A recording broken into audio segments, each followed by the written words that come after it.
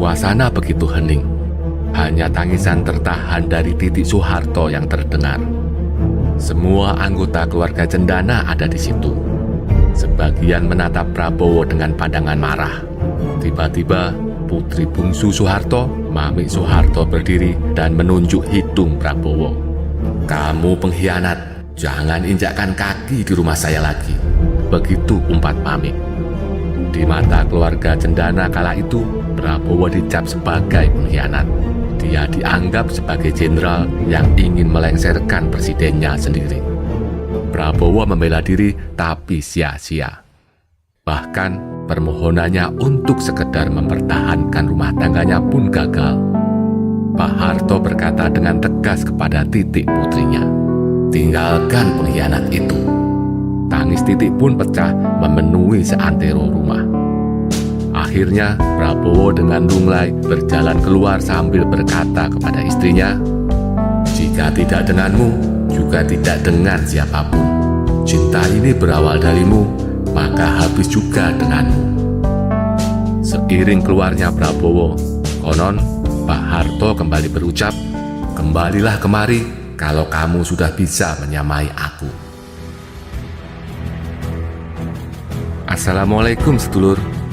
Video kali ini akan mengisahkan tentang balada cinta Prabowo Subianto dan Titik Soeharto, sekaligus bercerita tentang peluang bersatunya kembali keduanya pada tahun ini. Sumber cerita video ini diambil dari buku Jejak Perlawanan Begawan Berjuang Sumitro Joyo Hadikusumo dan narasi yang berjudul Air Mata Titik Soeharto. Selamat menonton dan semoga terhibur. Prabowo Subianto dan Titik Soeharto pertama kali bertemu ketika Titik menjadi murid Sumitro Joyo Hadikusumo, dosen Fakultas Ekonomi Universitas Indonesia. Keduanya sama-sama jatuh hati dan memutuskan berpacaran. Menurut Sumitro, Titik bukanlah pacar pertama Prabowo. Sebelumnya, sang anak pernah berpacaran dengan seorang gadis Jogja, tapi putus karena kesibukan tugas militer. Sampai suatu hari, Prabowo meminta izin kepada Sumitro untuk mengenalkan seorang teman wanita. Prabowo cuma berkata bahwa pacarnya itu adalah salah satu murid ayahnya. Belakangan diketahui sang murid itu adalah Titik Soeharto. Sumitro pun berpesan khusus kepada putranya, "Kalau kali ini kamu tidak serius, payah deh kamu." Begitu kata Sumitro. Setelah itu, Prabowo bergerak cepat dan memperkenalkan putri Soeharto itu kepada neneknya. Pada kunjungan awal, nenek Prabowo belum tahu siapa sebenarnya Titik Soeharto. Dia hanya mengira Titik adalah anak Jogja yang kebetulan sedang kuliah di Jakarta. Sampai kemudian pada kunjungan kedua, kemenakan Sumitro justru mengenali Titik dan memberitahu kepada ibunda Sumitro bahwasanya teman Prabowo itu sebenarnya adalah putri Presiden Soeharto. Sang nenek pun terperanjat. Semenjak itu, sang nenek berubah sikap. Bukannya tidak setuju, tapi sang nenek sangat anti budaya feodal. Dia tahu benar bahwa Ibu Tien Soeharto berasal dari kota Solo, dari Keraton Mangkunegaran yang terkenal sangat feodal. Ini tentu sangat berbeda dengan budaya nenek Prabowo yang sangat egaliter. Namun baik Sumitro maupun ibunya sesungguhnya cukup tertarik dengan kepribadian Titik yang dinilai sangat rendah hati dan sopan. Sampai kemudian pada sebuah upacara di Istana Negara, Ibu Tien Soeharto mendekati Sumitro. Dia berbisik-bisik soal kedekatan Prabowo dan Titik.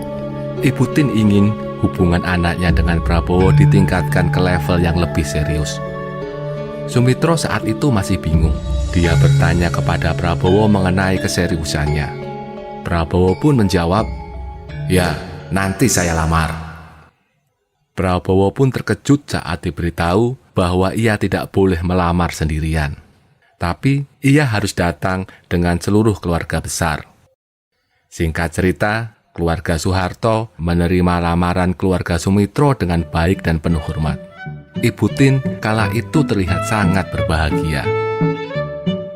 Prabowo dan Titik menikah pada 8 Mei 1983 di Taman Mini Indonesia Indah setelah 2 tahun berpacaran. Pernikahan digelar dengan adat Jawa dan sangat meriah. Saat menikah, Prabowo berumur 31 tahun, sementara Titik 23 tahun dan masih berstatus mahasiswi semester akhir. Setahun kemudian, atau pada 22 Maret 1984, mereka dianugerahi seorang anak laki-laki bernama Ragowo Hedi Prasetyo atau yang akrab disapa Didit Prabowo.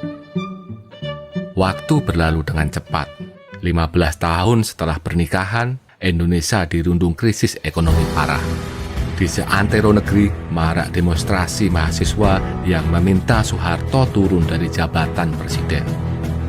Prabowo yang kala itu menjabat sebagai Pangkostrat diminta untuk mengamankan negara, terutama mencegah aksi sejuta umat menduduki Monas pada 20 Mei 1998 yang digalang oleh Amin Rais.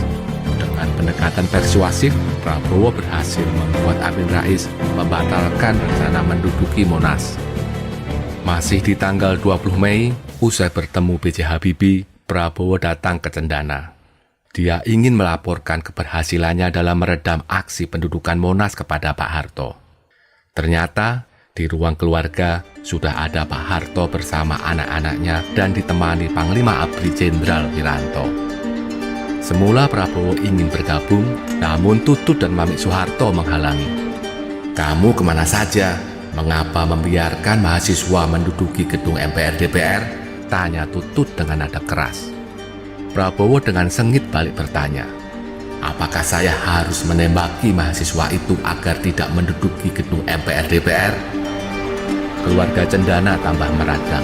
Mereka beranggapan Prabowo punya agenda tersembunyi.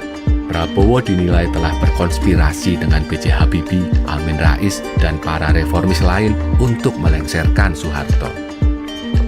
Mamik Soeharto dengan amarah membuncah kemudian menunjuk hidung Prabowo dan berkata, "Kamu pengkhianat, jangan pernah menginjakkan kakimu di rumah saya lagi." Titik Soeharto yang ada di dalam ruangan hanya bisa menangis kencang melihat suami terkasihnya diamuk oleh keluarga besarnya. Prabowo terpaku, dia merasa telah difitnah habis-habisan. Di luar dia dianggap sebagai antek keluarga Cendana, sementara di dalam dia dianggap sebagai pengkhianat. Apalagi setelah itu Pak Harto memberikan perintah yang mengagetkan. "Tinggalkan pengkhianat itu," kata Pak Harto kepada Titik. "Kembalilah kemari kalau kamu sudah bisa menyamai aku," ujar Pak Harto kepada Prabowo. Saudara Hasim Joyo Hadikusumo ini gontai. Keinginan terakhirnya untuk mempertahankan rumah tangganya dengan Titik pupus sudah. Semua rungkat. Dengan diiringi tangisan Titik yang tak kunjung berhenti, malam itu Prabowo pergi meninggalkan rumah keluarga Cendana dengan hati terluka. Pada 25 Mei 1998, Prabowo Subianto resmi dicopot sebagai Pangkostrat dan dikirim ke Bandung untuk menjadi Komandan Sesko ABRI. Tak berapa lama, lewat pemeriksaan Dewan Kehormatan Perwira, karir militer Prabowo diakhiri oleh Wiranto. Dia dituduh sebagai aktor utama penculikan para mahasiswa dan aktivis 98. Padahal, kebenaran tuduhan tersebut masih menjadi misteri sampai sekarang. Karena tekanan politik yang begitu dahsyat dan fitnah yang bertubi-tubi, Prabowo akhirnya pergi meninggalkan Indonesia. Dia menerima ajakan teman karibnya, yakni Raja Abdullah dari Yordania untuk tinggal di sana. Seiring kepergiannya ke luar negeri, biduk rumah tangganya dengan Titik pun makin rapuh. Dan akhirnya pada tahun 2000, Prabowo dan Titik dipaksa bercerai meski keduanya masih saling cinta. Perceraian keduanya tidak terendus media massa dan tidak ada kisruh pembagian gonogini. Meskipun sudah bercerai, Prabowo Subianto dan Titik Soeharto tetap menjaga hubungan baik dan silaturahim. Keduanya masih sering bertemu dalam berbagai kesempatan, baik yang bersifat pribadi maupun politik. Baik Prabowo maupun Titik juga tidak saling menikah lagi usai lebih dari 25 tahun bercerai. Keduanya masih menyimpan kenangan indah dari masa lalu. Mereka juga masih saling mendukung dan menghormati satu sama lain. Kini, setelah Prabowo sukses memenangi pemilihan presiden 2024, akankah keduanya kembali rujuk? Dalam sebuah sesi wawancara dengan Aiman pada 2015 lalu, Titik memberikan jawaban tentang peluang rujuk. Titik menjawab bahwa belum ada niatan untuk rujuk. Buat apa? Kata Titik. Toh keduanya sampai sekarang selalu berhubungan baik dan saling mendukung dalam setiap kesempatan. Keduanya juga bisa membesarkan Didit bersama-sama meski tidak berstatus suami istri. Tapi itu jawaban 10 tahun lalu ya sedulur. Bisa jadi tahun ini jawaban Titik akan berbeda. Ingat, bukankah kini Prabowo sudah menyamai Pak Harto? Sebuah syarat yang diminta Pak Harto kepada Prabowo jika ingin bersatu lagi dengan putrinya. Dengan memenangi pemilihan presiden 2024, Prabowo sudah selevel dengan Pak Harto, yakni di level pemimpin negara. Mari kita tunggu kabar baik dari keduanya. Bagaimanapun juga, Indonesia butuh sosok seorang ibu negara usai Prabowo dilantik menjadi presiden pada Oktober 2024 nanti. Terima kasih sudah menonton. Wassalamualaikum warahmatullahi wabarakatuh.